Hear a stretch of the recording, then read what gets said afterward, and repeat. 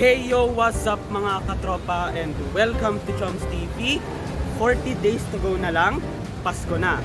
Kaya naman ay papasyalin natin itong isa sa pinakamakulay, pinaka-exciting at pinakamagandang Christmas pasyalan na matatagpuan dito lamang po sa Makati City. Featured nito ang iba't ibang mga naggagandahan at world-class na light show dito po mismo sa puso ng Makati City. Tara mga katropa, let's feel the wonders of Christmas 2023.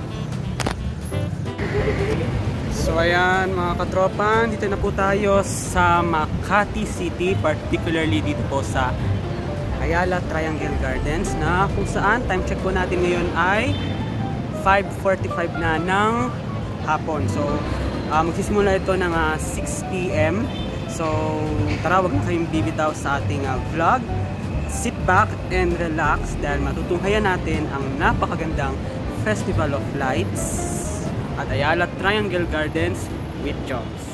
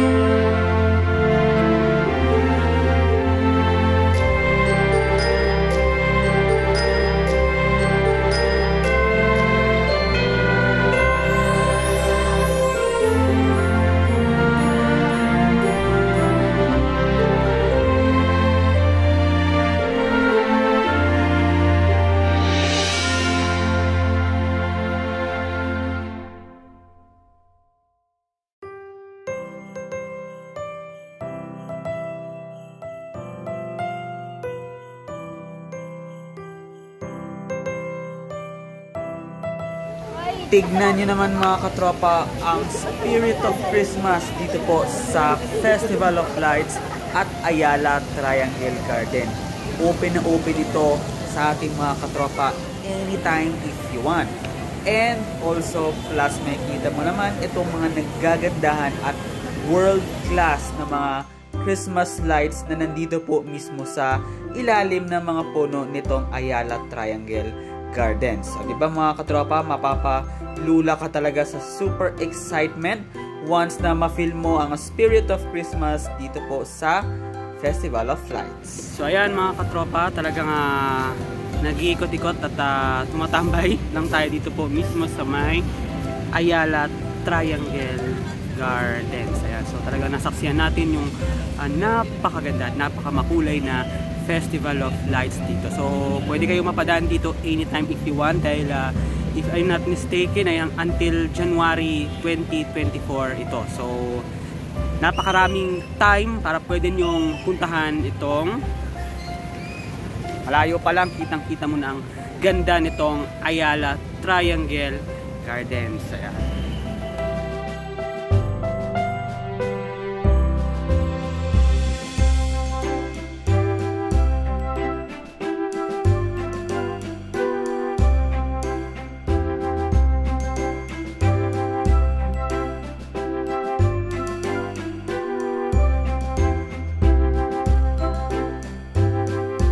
And syempre, hindi rin magpapahuli itong mga naggagandahang mga parol dito po sa may kahabaan nitong Ayala Avenue. O diba? Ang ganda talaga. So ayan mga katropa, I hope nagustuhan nyo itong ating sightseeing tour featuring itong Festival of Lights at Ayala Triangle Gardens. Thank you very much po. Ingat po kayo palagi and God bless po sa ating lahat.